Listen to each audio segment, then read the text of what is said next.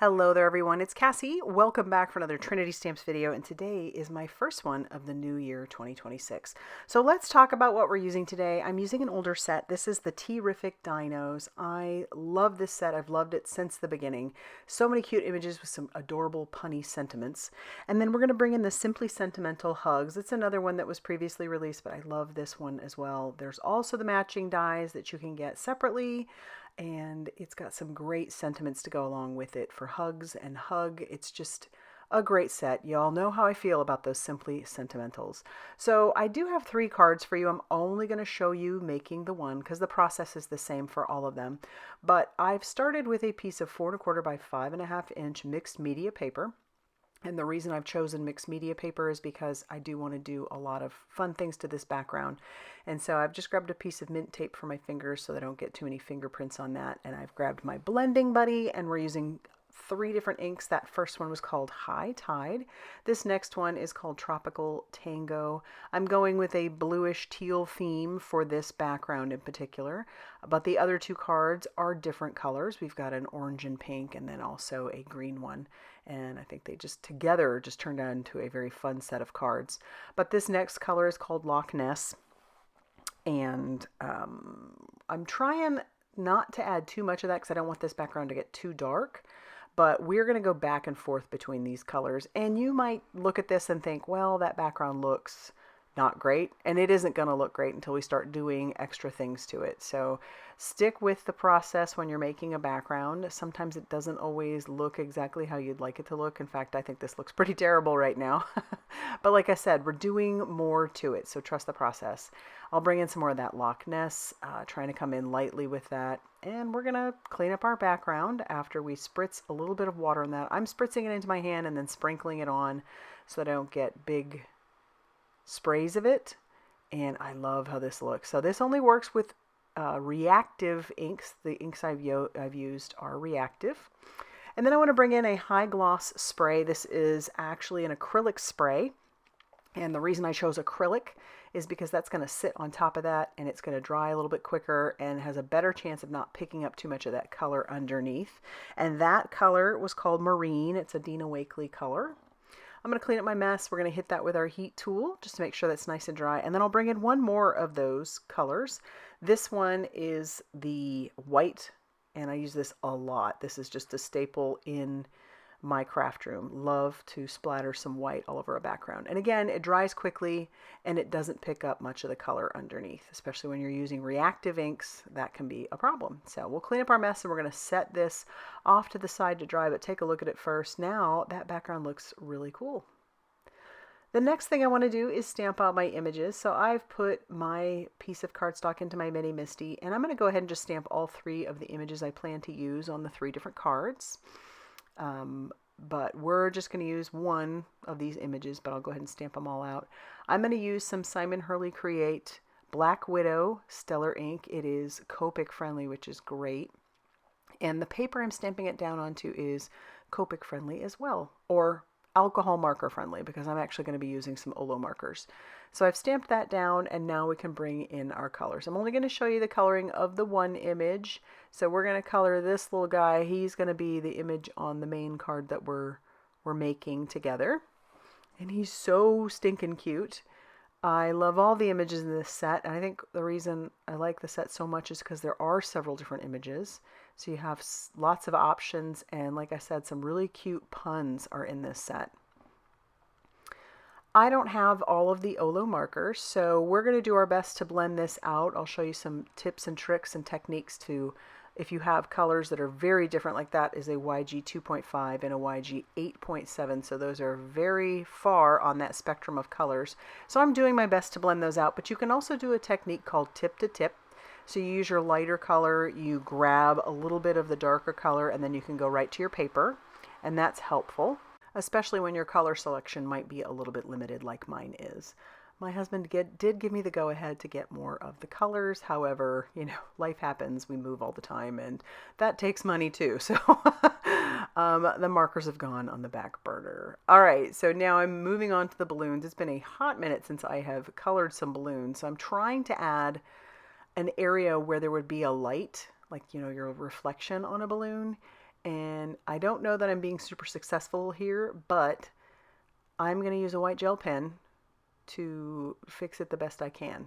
Because I'm using red violets, these have a tendency to saturate pretty quickly. You can tell if I turn this paper over, you'd see that that color is saturating underneath pretty well. In fact, a lot. And that means you're using a lot of color. You do need to be careful because if you oversaturate your paper, it's going to go beyond the lines. So I would say keep working on your piece as much as you need to, but if you need to see if you're oversaturating, just flip your paper over and you'll be able to tell, because you don't want to go and do that if you can help it. And I'm definitely getting close to that, the brink of that. So we're going to stop here pretty soon, and then I'm just going to go ahead and bring in that white gel pen. It is going to pick up some of that pink color underneath. That's okay, I don't mind, but I do want to add a little bit of that just to make it look like there is at least a little bit of that light reflection on there. And I'm going to put a little bit on our dinosaur also. Typically I don't do that with my animals, but his skin would probably be a little bit leathery and it would probably have a little bit of a reflection. So we're going to do that. All right, they're all colored up. So cute. Love how they turned out. Those T-Rexes have me giggling. And so now we're going to bring in our matching dies to go along with this set, and I'm going to just use a little bit of mint tape to tack that down. And then once I do that, we're going to run this through our die cutting machine, and you can see how cute those little images are. They have a nice white border around each one of them, and that works really well since we've got balloons and hearts, and this one is just such cute images. Okay, now I want to trim down my background. I'm trimming it down to 5.5 inches by 3.5 inches. So I'm going to keep that other chunk. I guess it's like 3/4 of an inch. We're going to keep that. We're going to use it on the inside of our card. But I went ahead and die cut out the word hugs using the matching die that goes along with our Simply Sentimental Hugs set. We're going to use a couple of different sentiments from that set. They just go so well together. And I chose this particular Scripty Hugs for this card. The other two use a different die from that Hugs set. But I love how there's so many different ones in there. You get what, 1, 2, 3, 5 different types of hugs in that die set. And then you have so many different sentiments to go along with it, which is so great. And so I've chosen these two. I love this set because, you know, we live far away from all of our family and our friends. We move pretty frequently. As if you didn't know that, maybe you're new to me and you don't know that, but I do move around quite a lot. And so these types of cards are always a staple in my card collection. So long distance, and then hugs will be in the middle, from me to you. So now I'm going to trim this down using my guillotine trimmer. And then, yeah, we'll just line that up using that clear plastic piece for the guillotine trimmer. My guillotine trimmer is old and I have used it so much. It travels with me. I love this. I love this piece. So I actually thought about getting a new one the other day because I've dropped it. It still works, but I've used it for so long. I thought about getting another one, maybe in the future. All right, we're going to add some foam squares to the back of our dinosaur and the word hugs. And so I'm using these smaller white foam squares. And then there's also another set of foam squares. I've talked about this recently that I didn't know I needed until I needed it and found them. And it's the micro foam squares. And these are fabulous. So I just use my reverse tweezers to pull those off and push those down. These are great for those small areas so that you don't have to cut down some foam tape, because sometimes that can be a pain.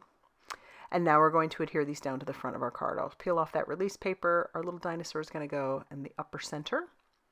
And then we'll peel off the release paper on the word hugs, leaving enough room for both of our sentiments to go around that. And I'm just going to use liquid glue for both of those sentiments, and we'll just tuck those in there. So long distance hugs from me to you. He's so cute. It's like he's floating in to sea.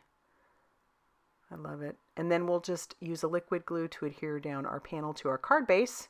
And we're going to do our best to center that up and leave a nice white border on both sides. So that base was 5.5 inches by 8.5 inches, scored at 4.25 inches. So it is a side folding A2 size card. So using the extra strip, as you saw, I trimmed down one of those ends. We're going to cut this down so I can attach this to the inside of the card. We'll just use liquid glue to do that.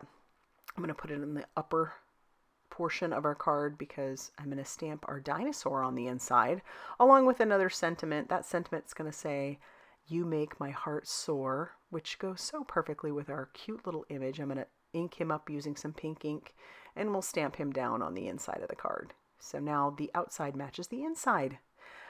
I can't stop there. I've got to add some embellishments. So I'm going to add 2 different kinds of embellishments. That first one is going to be some sparkle white hearts. I'm only putting a few of those on there.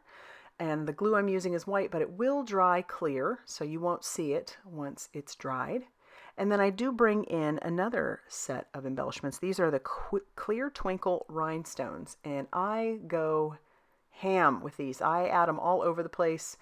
They're so pretty. And I think there's about 3 or 4 sizes. I don't know exactly, but it seemed like there were more than 3. And so I just put those all over the background. And I love how this turned out. So this is the card we made. And let me show you the set here in a second, because all 3 of them together are just darling. And it inspires me to want to make more. So there we've got our green background, and then we have our pink and orange one. I'm in love with this set. I may have to do more.